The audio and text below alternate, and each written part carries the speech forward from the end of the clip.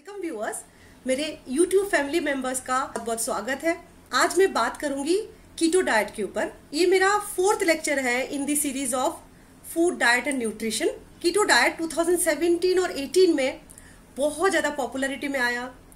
Social media में हर तरफ लोग कीटो डाइट के बारे में बात कर रहे थे। बहुत सारे हॉलीवुड स्टार ने कीटो डाइट को फॉलो करके ड्रास्टिकली वेट लॉस किया और जिसके वजह से पूरी दुनिया में कीटो डाइट ट्रेंडिंग में आ गया। कीटो डाइट को मेडिसिनली डेवलप किया गया था ऐसे बच्चों के लिए जिसमें बहुत ज्यादा एपिलेप्सी की शिकायत हो, जैसे मृगी की शिकायत हो, और उन बच्चों में जब कीटो डाइट दिया जाता है तो लॉन्ग टर्म में उनकी सीजर की फ्रीक्वेंसी या मृगी की अटैक की फ्रीक्वेंसी कम हो जाती है। क्या कीटो डाइट बाकी में हेल्दी है? क्या उसको लॉन्ग टर्म में फॉलो करना हेल्थ के लिए बेनिफिशियल है? कीटो डाइट की बेनिफिट एपिलेप्सी वाले चिल्ड्रन के लिए प्रूवन है और एविडेंस बेस्ड है, लेकिन जब ये कोई एडल्ट पर्सन फॉलो करता है जस्ट फॉर वेट लॉस, क्या तब वो वर्क करता है और कितना ये बॉडी के लिए फायदेमंद है? इसी के बारे में आज हम बात करेंगे। मैंने बैलेंस डाइट के बारे में आप सबको बताया था और किस तरह से हमारी बॉडी को हेल्दी रखने के लिए डिफरेंट वेराइटीज ऑफ फूड हमारे खाने के प्लेट में शामिल होना चाहिए और हमें हर तरह से मैक्रो और माइक्रो न्यूट्रिएंट्स को अपने खाने में शामिल करना है। ये कीटो डाइट एक बहुत ही स्पेशलाइज्ड टाइप की डाइट है जिसमें फैट बहुत हाई होता है और कार्बोहाइड्रेट बहुत लो होता है। तो कीटो डाइट में जो पर्सन है वो अपने मैक्रो न्यूट्रिशन की प्रोपोर्शन को पूरी तरह से चेंज कर देता है। हमारे नॉर्मल खाने में कार्बोहाइड्रेट 40%, प्रोटीन और फैट 30% ये हमारे नॉर्मल खाने का रेशियो होता है। लेकिन कीटो डाइट में पर्सन 25 to 30% के बजाय 70% फैट, नियरली 25% प्रोटीन और ओनली 5% कार्बोहाइड्रेट। कीटो डाइट में आपके नॉर्मल खाने का प्रोपोर्शन किस तरह से ड्रास्टिकली चेंज होता है। फैट की प्रोपोर्शन जो नॉर्मल कार्बोहाइड्रेट की प्रोपोर्शन है उससे बहुत बहुत हाई होता है, nearly 70% fat and only 5% of carbohydrate with moderate amount of protein, that is nearly 25%। तो पूरी तरह से व्यक्ति जो है वो फैट के ऊपर डिपेंडेंट होता है। बटर, घी एंड हर तरह के ऑयल को वो कंज्यूम करते हैं और साथ में कार्बोहाइड्रेट नियरली स्टॉप हो जाता है। पोटैटो, स्टार्ची फूड, ग्रेन्स, चावल, गेहूं, ये पूरी तरह से बंद करना पड़ता है। इवन फ्रूट्स एंड वेजिटेबल्स भी मिनिमम, फ्रूट्स तो लेना ही नहीं है, किसी भी तरह के मीठा खाना नहीं खाना है और वेजिटेबल्स भी मिनिमम लेना है। तो 70% of food consist of only fat, that is oil, butter, ghee and animal protein, साथ में moderate quantity of protein from nuts and other vegetable sources and along with 5% allowed quantity of carbohydrate. Ketogenic diet हमारी body में किस तरह से affect करता है? जब हम नॉर्मल रेशियो में कार्बोहाइड्रेट, प्रोटीन और फैट लेते हैं तो हमारी बॉडी किस तरह से काम करता है? जब आप नॉर्मल रेशियो में कार्बोहाइड्रेट लेते हैं, that is nearly 40% of the food, जो भी कार्बोहाइड्रेट लेते हैं या डायरेक्ट ग्लूकोज हम लेते हैं वो बॉडी उसको एज ए फ्यूल यूज करता है, as a calorie for the metabolic purpose, body में एनर्जी सोर्सेज के तौर पे यूज करता है। तो glucose is the one and only source of fuel in our body. Glucose हमारी बॉडी के लिए मस्ट, और सारे ग्लूकोज कहाँ से आता है? कार्बोहाइड्रेट से, चाहे वो direct as a sugar form में आप लेते हो या आप चावल, रोटी या स्वीट फूड लेते हैं, उनमें से आफ्टर ब्रेकडाउन ग्लूकोज रिलीज होता है। ग्लूकोज हमारी डाइजेस्टिव सिस्टम से ब्लड में पहुंचता है, ब्लड से हर एक सेल में पहुंचता है और सेल में एनर्जी हमारी बॉडी को चलाता है। और जब हम एक्सेस कार्बोहाइड्रेट लेते हैं, हमको जितना कैलोरी की जरूरत है उससे अगर थोड़ा बहुत भी ज्यादा होता है तो वो ग्लूकोज क्या होता है? हमारी सेल उसको कन्वर्ट करता है और स्टोर करता है। इसमें दो तरह की प्रोसेस होता है। पहला प्रोसेस होता है ग्लाइकोजेनेसिस, जिसमें ग्लूकोज से बनता है ग्लाइकोजन और वो ग्लाइकोजन हमारे लीवर में स्टोर होता है। और दूसरा होता है लिपोजेनेसिस, और उसमें ग्लूकोज से हमारी बॉडी फैट या ट्राइग्लिसराइड को बनाता है। वो ट्राइग्लिसराइड हमारी बॉडी में फैट कंटेनिंग जो बॉडी पार्ट है या हमारे स्किन के नीचे जो फैट की लेयर है वहां पे जाके जमा होता है। So excess glucose is stored as glycogen और एज फैट। अगर हमने खाने में ग्लूकोज की क्वांटिटी या कार्बोहाइड्रेट की क्वांटिटी धीरे धीरे कम कर दी तो क्या होता है बॉडी में? जब आप फास्टिंग में रहते हैं, व्रत रखते हैं या फिर आप स्टार्वेशन मोड में चले जाते हैं या आप किसी वजह से आपने खाना छोड़ दिया या हमें जितना खाना चाहिए उतना खाना नहीं मिल रहा है, तो हमारी बॉडी में ग्लूकोज की कमी हो जाती है, कार्बोहाइड्रेट की कमी हो जाती है। तब बॉडी क्या करती है, जो स्टोर फैट है और स्टोर ग्लाइकोजन है उसको यूज करना स्टार्ट कर देती है। तो इसमें प्रेफरेंस सबसे पहले ग्लाइकोजन का होता है। हमारी बॉडी में ग्लूकोज कम होने लगता है, सबसे पहले बॉडी स्टोर्ड ग्लाइकोजन को यूज करता है, देन सेकंड प्रेफरेंस में आता है स्टोर्ड फैट। आपने हैवी एक्सरसाइज कर लिया और कुछ खाया नहीं, आपका पेट खाली है 3-4 घंटे से, तब क्या होगा, लीवर ग्लाइकोजन को ब्रेक डाउन करके ग्लूकोज बना के तुरंत ग्लूकोज की सप्लाई को मेंटेन रखने की कोशिश करेगा। तो उसको हम बोलते हैं ग्लाइकोलाइसिस। ग्लाइकोजन को बनने को बोलते हैं ग्लाइकोजेनेसिस और ग्लाइकोजन के टूटने को बोलते हैं ग्लाइकोलाइसिस। ग्लाइकोजन की स्टोरेज का जो कैपेसिटी बहुत कम होता है, अगर आप हैवी एक्सरसाइज करते हैं 2 या 3 घंटे के लिए ही आपको ग्लूकोज मिल सकता है from the breakdown of glycogen.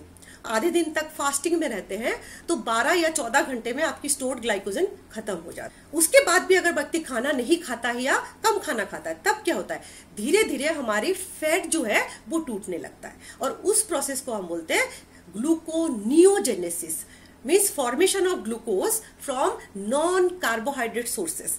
Non carbohydrate source हमारे पास 2 है, एक है प्रोटीन, दूसरा है फैट। तो प्रोटीन को टूटने से बनता है एमिनो एसिड, फैट के टूटने से बनता है फैटी एसिड। अब एमिनो एसिड और फैटी एसिड को इस्तेमाल करके बॉडी ग्लूकोज बनाता है, उसको हम बोलते हैं ग्लूकोनियोजेनेसिस। और ये जो प्रोसेस होता है ग्लूकोनियोजेनेसिस, इस प्रोसेस में ग्लूकोज के साथ साथ बहुत सारे बाई प्रोडक्ट्स बनते हैं और उन बाई प्रोडक्ट्स को बोलते हैं कीटोन बॉडीज। और जो कीटोन बॉडीज हमारी बॉडी में बहुत सारा एक्यूमुलेट हो जाता है तो हम उसको बोलते हैं कीटोसिस, क्योंकि कीटोन बॉडीज जो है एसिडिक प्रॉपर्टी के होते हैं। तो जब हमारी बॉडी में एक्सेस कीटोन बॉडीज बनने लगते हैं तो हमारी बॉडी की पीएच, ब्लड की पीएच एसिडिक हो जाती है, तो उस कंडीशन को बोलते हैं कीटोसिस। जो कीटो डाइट है उसमें क्या होता है, कीटो डाइट में पर्सनल जानबूझ के कार्बोहाइड्रेट बहुत बहुत कम कर देता है और फैट बहुत बहुत बढ़ा देता है। तो अब लगातार हमारी बॉडी में ग्लूकोज की कमी बनी रहती है क्योंकि हम कार्बोहाइड्रेट ले ही नहीं रहे। हमारी बॉडी मजबूरी में फैट को यूटिलाइज करता है फॉर जनरेशन ऑफ ग्लूकोज, क्योंकि ग्लूकोज तो बॉडी को चाहिए, बिना ग्लूकोज के बॉडी का एनर्जी आ ही नहीं सकता। जबरदस्ती हमने उस कीटोसिस प्रोसेस में पहुंचा देते, बाय फोर्स कीटोसिस स्टेज। तो जो बॉडी बाय फोर्स या स्टार्वेशन मोड में जो कीटोसिस होता है, एक्सटेंसिव ग्लूकोनियोजेनेसिस की स्टेज में पहुंच जाते हैं, तब बॉडी फैट को यूटिलाइज करते हैं as a energy source. Body comes like a fat burning machine, क्योंकि आपने ग्लूकोज दिया ही नहीं, फैट ही फैट दिया, तो body by force fat burn करने लगता है। नॉट ओनली द फैट जो आप खा रहे हैं, इवन जो आपका स्टोर्ड फैट है बॉडी उसको भी तोड़ने लगेगा, तो बॉडी फैट बर्निंग मशीन में कन्वर्ट हो जाएगा और एक्सट्रीम कीटोसिस स्टेज में बॉडी पहुंच जाएगा। और इस वजह से फैट का इतना एक्सटेंसिव लॉस होगा, ड्रास्टिक वेट लॉस होगा और स्टोर्ड फैट पूरी तरह से पिघल जाएगा। ये एक्चुअली बेसिस है कीटो डाइट का, बॉडी को फोर्स कीटोजेनिक स्टेज में पहुंचाने का, जिससे बॉडी एक फैट बर्निंग मशीन में कन्वर्ट हो जाए, स्टोर्ड फैट को यूटिलाइज कर ले, जो एक्सेस फैट जमा होने से हो गया था उसको लॉस। कीटो डाइट लेके बाय फोर्स कीटोजेनिक स्टेज में पहुंचाया, देन बॉडी के अंदर क्या क्या चेंजेस होते हैं। सबसे पहले क्योंकि आपका एक्सट्रीम फैट लॉस होता है और आप साथ में कार्बोहाइड्रेट ले ही नहीं रहे, तो जैसे ही पर्सन कीटो डाइट लेना शुरू करता है, इनिशियली फॉर फ्यू डेज उसके बॉडी से एक्सट्रीम वाटर लॉस होता है। 1 ग्राम कार्बोहाइड्रेट अपने साथ 3 ग्राम ऑन एन एवरेज वाटर को कैप्चर कर लेता है। वेट या ओवरवेट होता है तो उनकी बॉडी में हमेशा एक स्वेलिंग लाइक अपीयरेंस आता है और ऐसा लगता है जैसे एक्सेस वाटर जमा है। एक्चुअली एक्सेस वाटर इसलिए जमा होता है कि जितना ज्यादा बॉडी में कार्बोहाइड्रेट या शुगर कंटेनिंग चीजें जमा होगी उतना ही आपकी बॉडी वाटर को रिटेन करेगी। और जैसे ही फैट बर्निंग स्टेज में बॉडी पहुंचता है तो उस पर्सन में एक्सट्रीम वाटर लॉस होता है। जैसे ही पर्सन कीटोजेनिक डाइट लेना शुरू करता है तो शुरू के कुछ दिनों तक बहुत ज्यादा यूरिनेशन होता है, बहुत सारा वाटर लॉस होता है, डिहाइड्रेशन हो जाता है और डिहाइड्रेशन के साथ साथ तो शुरू में बॉडी में थोड़ा सा एनर्जी डेफिशिएंसी होता है। एक्सट्रीम एसिडिक कंडीशन की वजह से, ब्लड पीएच कम होने की वजह से बॉडी में ऐसा लगेगा कि एनर्जी नहीं है, फ्लू लाइक स्टेज हो जाएगा। जब पर्सन कीटो डाइट शुरू करता है तो शुरू के 3-4 दिन उसकी हालत बहुत खराब होती है। ज्यादातर लोगों में होता है nausea, vomiting, lethargy, headache, loss of energy, mental clouding, और इसी को बोलते हैं कीटोजेनिक फ्लू। कीटोजेनिक डाइट में अगर आप बने रहते हैं तो within a week ketogenic flu जो है वो उससे बॉडी ओवरकम कर जाता है। शुरू में बहुत फास्ट वेट लॉस होता है और धीरे धीरे वेट लॉस की टेंडेंसी कम हो जाती है। और शुरू में जो वेट लॉस होता है वाटर लॉस होने से होता है, ना कि फैट लॉस या बॉडी वेट लॉस होने की वजह से होता है। जब बॉडी का पूरा वाटर एक्यूमुलेटेड वाटर लॉस हो चुका है तो धीरे धीरे देन बॉडी का फैट लॉस होना शुरू होता है, और फैट लॉस होते होते बॉडी एक स्टेज में, एक प्लेट्यू स्टेज में पहुंच जाता है। After 1.5 and 2 months then weight loss बहुत कम हो जाता है या फिर टोटली स्टॉप हो जाता है। तो उसको हम बोलते हैं कीटोजेनिक प्लेट्यू, मींस उसके बाद वेट लॉस करना काफी डिफिकल्ट होता है। ना तो कीटोजेनिक डाइट के बेनिफिट क्या है?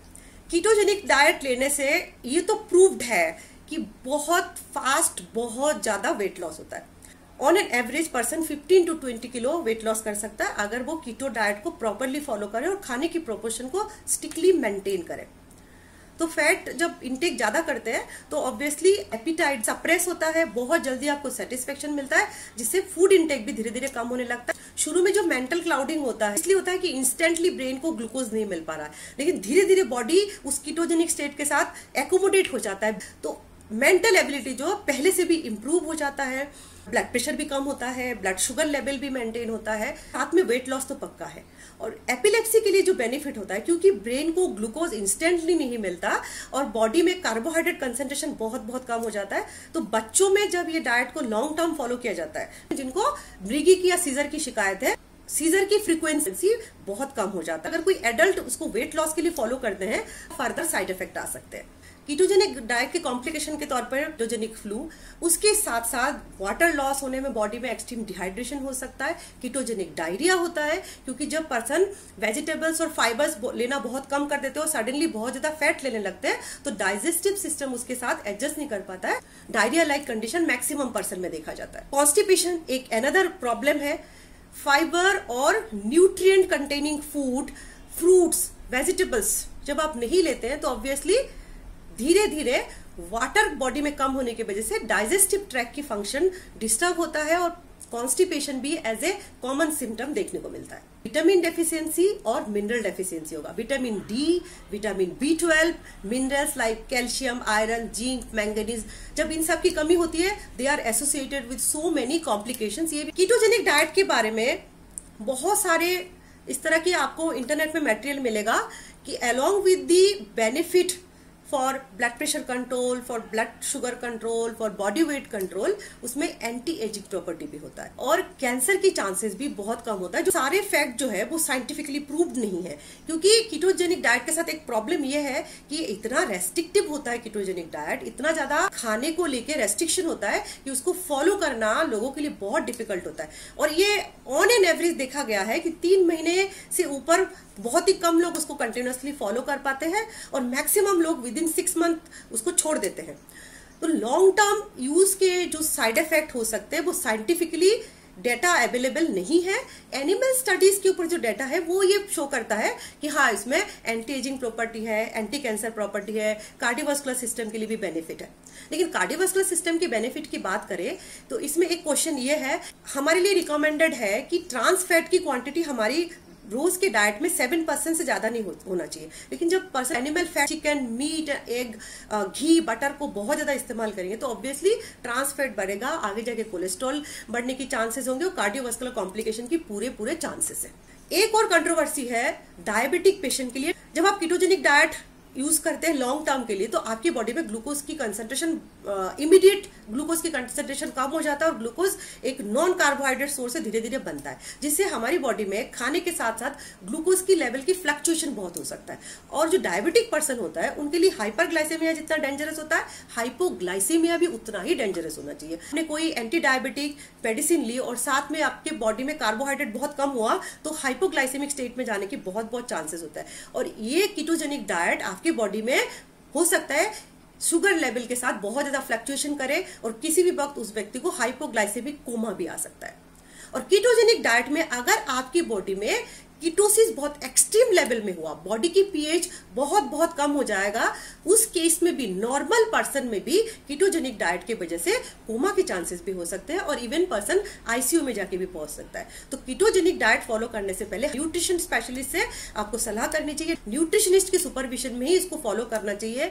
आपको हमेशा ये ध्यान रखना पड़ेगा प्रोपोर्शन को मेंटेन करना है। एक्सट्रीम शुगर की कमी और डिहाइड्रेशन के साथ आप किसी वक्त इवन हॉस्पिटल के आईसीयू में भी पहुंच सकते हैं। कीटोजेनिक डाइट अगर आप 2 या 3 महीना फॉलो करते हैं तो आपके बॉडी में जो ड्रास्टिक वेट लॉस होता है, अगर आप उस डाइट को छोड़ देते हैं तो क्या होता है? ये भी एक प्रॉब्लम है कीटोजेनिक डाइट के साथ। स्टॉप करने के बाद वेट रिगेन होने की चांसेस बहुत ज्यादा है। कीटोजेनिक डाइट लेके आपने वेट लॉस किया और आप चाहते हैं कि वो स्टेबल हो, तो ऑब्वियसली जब आप रिवर्स करते हैं नॉर्मल डाइट में तो भी आपको कार्बोहाइड्रेट की क्वांटिटी को बहुत स्लोली बढ़ाना है, ना कि ड्रास्टिकली सडनली बढ़ा देना है, ताकि आपकी बॉडी ने जो वेट लॉस किया उसको मेंटेन रखे। लेकिन ऑन एन एवरेज लोगों का जो रिव्यू है, बहुत कम लोग ही उस वेट को मेंटेन कर पाते हैं, ज्यादातर लोगों में वेट रिगेन होता है। मेडिकल प्रैक्टिशनर की पॉइंट ऑफ व्यू से देखें तो कीटोजेनिक डाइट को कभी भी लॉन्ग टर्म के लिए फॉलो नहीं करना चाहिए। बहुत हाई बॉडी वेट है, बहुत कम समय में आप उसको कम करना चाहते हैं, कीटोजेनिक डाइट को आप शॉर्ट टर्म के लिए फॉलो कर सकते हैं। लॉन्ग टर्म के लिए फॉलो करना काफी कॉम्प्लिकेशन वाला हो सकता है, कार्डियोवास्कुलर डिसीज के चांसेस है, साथ में हाई एसिडिक कंडीशन की वजह से। जब आपकी बॉडी हाई एसिडिक कंडीशन में लॉन्ग टर्म में रहेगा तो बहुत सारे डिजेनरेटिव डिसीज होने के चांसेस है, along with vitamin deficiency and mineral deficiency. अगर आपको शॉर्ट टर्म के लिए भी फॉलो करना है तो भी आप न्यूट्रिशनिस्ट से सलाह करके या फिर मेडिकल प्रैक्टिशनर की सुपरविजन में ही उसको फॉलो करें। तो at the end ketogenic diet weight loss के लिए नहीं बना, ये बना है for the children with epilepsy, जिनके ऊपर ये डाइट का बहुत बेनिफिशियल इफेक्ट प्रूव हुआ है। लेकिन जब इंटरनेट के जमाने में लोगों को ये पता चला कि कीटोजेनिक डाइट से बहुत फास्ट वेट लॉस होता है, तो बहुत सारे लोगों ने इंस्टेंट वेट लॉस के लिए उसको फॉलो करना शुरू किया। तुरंत ही ये डाइट ट्रेंडिंग में आ गया क्योंकि बहुत सारे हॉलीवुड सेलिब्रिटीज ने उसको फॉलो किया। बट इसके साथ सिर्फ बेनिफिट नहीं है, बहुत सारे साइड इफेक्ट के भी चांसेस है। तो फॉलो करने से पहले बहुत अच्छे से रिसर्च करके, डाइट को अच्छे से प्लान करके, न्यूट्रिशनिस्ट से सलाह लेके ही आप उसको शॉर्ट टर्म के लिए फॉलो करिए, जिससे कि शायद आपको बेनिफिट मिले। इस वीडियो सीरीज को देखते रहिए, मेरे चैनल को फॉलो कीजिए, हेल्दी रहिए, सेफ रहिए। चैनल को सब्सक्राइब जरूर करें, शेयर करें अपने फ्रेंड्स एंड फैमिली के साथ। अगर वीडियो अच्छा लगे तो एक लाइक जरूर दीजिए, और कोई स्पेशल डाइट के बारे में आप जानना चाहते हैं तो जरूर कमेंट्स में डालिए, मैं और कौन कौन से डाइट इस वीडियो सीरीज में ऐड करूं। Thank you so much for watching.